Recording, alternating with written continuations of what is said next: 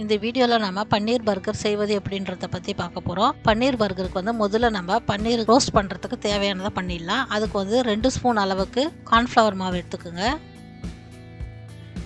தேவையான அளவு உப்பு போட்டுக்கோங்க. 1 ஸ்பூன் கரம் மசாலா போட்டுக்கோங்க. 1 ஸ்பூன் மிளகாய் தூள் போட்டுக்கோங்க. இது எல்லாத்தையும் நம்ம நல்லா கலந்து விட்டுக்கலாம்.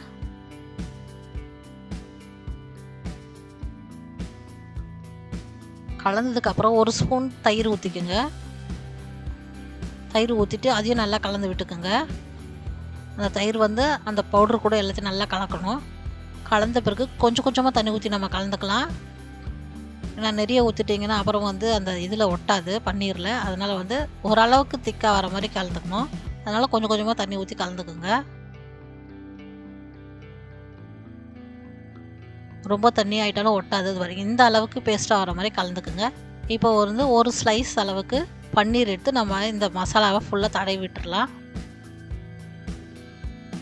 மசாலா நல்லா ஃபுல்லாக தடவிக்குங்க எல்லா சைடும்.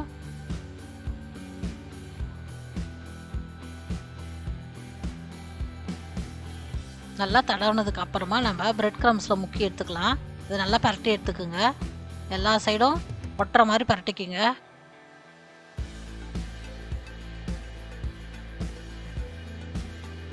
இது மாதிரி பரட்டி எடுத்துக்கலாம்.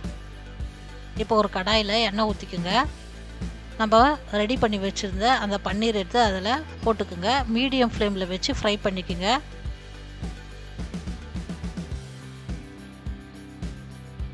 இப்போ வந்து இது நம்மளுக்கு 2 பக்கமும் நல்லா ப்ரௌன் கலராக வர மாதிரி ஃப்ரை பண்ணிக்கோங்க.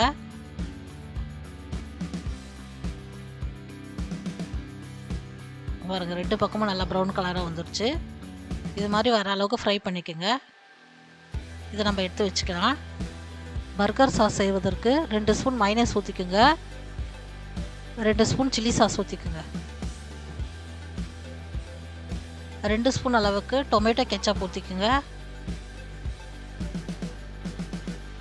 இப்போ இதை நல்லா கலந்து விட்டுக்குங்க.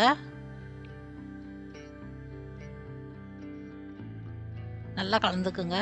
மைனஸ் கூட அது நல்லா கலந்த பிறகு அதை எடுத்து வச்சுக்கோங்க. இப்போ வந்து ஒரு தோசைக்கல்லில் 1 ஸ்பூன் அளவுக்கு பட்டர் போட்டுக்குங்க. பன் எடுத்து 2 பக்கமும் நம்ம தடவி வச்சுக்கலாம் பட்டரில்.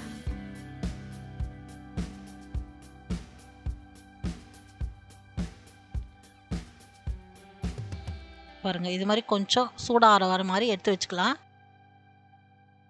இப்போ அந்த சாஸ் எடுத்து 2 இதுலேயும் தடவிடலாம்.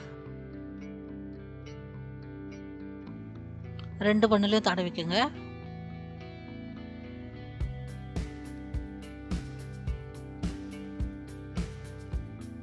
அதுக்கு மேலே நம்ம ஃப்ரை பண்ணி வச்சிருந்த பன்னீரை வச்சுருங்க. அதுக்கு மேலே சீஸ் 1 ஸ்லைஸ் வச்சுக்கோங்க. அதுக்கு மேலே 2 ஸ்லைஸ் தக்காளி வச்சுக்கோங்க. அதுக்கு மேலே கோஸ் 1 ஸ்லைஸ் வச்சுக்கோங்க. இந்த பக்கம் இருக்கிற பன் எடுத்து அது மேலே வச்சுக்கோங்க. பன்னீர் பர்கர் ரெடி ஆயிடுச்சு. இந்த வீடியோ பிடிச்சிருந்தா லைக் பண்ணுங்கள், ஷேர் பண்ணுங்கள், சப்ஸ்கிரைப் பண்ணுங்கள், மறக்காமல் பெல் ஐக்கானை கிளிக் பண்ணுங்கள்.